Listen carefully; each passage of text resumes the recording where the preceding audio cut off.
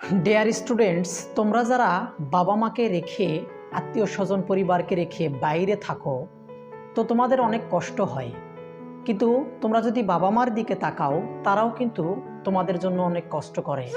তারা সারা রাত জেগে তোমাদের জন্য দোয়া করে।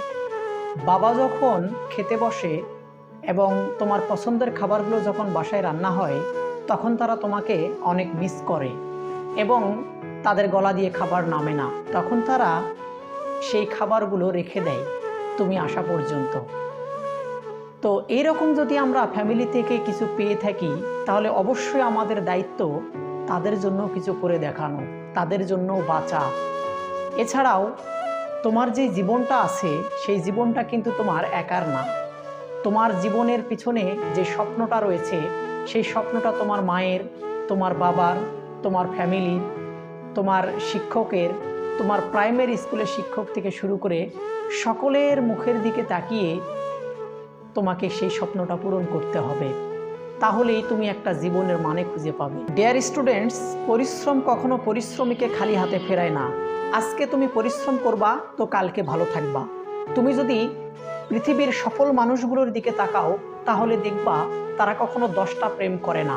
তারা কথা বলে না যে তোমাকে ছাড়া আমি বাঁচবো না। তারা দেখবা পৃথিবীটাকে, এই ছোট্ট পৃথিবীটাকে অবলম্বন করে না। তারা এই অনেক পৃথিবীটাকে অনেক বড় করে দেখে এবং তারা সফলতার পিছনে তাদের অনেক এই কারণগুলো থাকে। তাই তোমাদেরকে বলছি, এখনো সময় আছে, ফিরে আসো। Time is not always with us but sometime with us. তোমার চিন্তাধারা এরকম হওয়া উচিত। তুমি পড়তে বসছো কিন্তু বইয়ের জলছবিতে দেখতে পাচ্ছ তুমি অ্যাপ্রন পরে ডাক্তার হয়ে মানুষকে সেবা করছো। তোমার স্বপ্ন এরকম হওয়া উচিত যে নাসার বিজ্ঞানীরা তোমাকে একদিন ডেকে পাঠাইছে, বলছে তোমাকে ওখানে নিয়োগ দেওয়া হয়েছে। এরকম স্বপ্ন যদি তোমার মনে থাকে তাহলে অবশ্যই তুমি পূরণ করতে পারবা। আর সব সময় আমি তোমাদেরকে একটা কথা বলি, সেটা হচ্ছে তুমি কখনো অনেকগুলো স্বপ্ন নিয়ে থাকবা না, অনেকগুলো স্বপ্নকে বাস্তবায়ন করার চেষ্টা করবা না। সব সময় একটা স্বপ্ন নিয়ে থাকবা, দেখবা যে ইনশাল্লাহ সেটা তুমি পূরণ করে ফেলে দিয়েছো।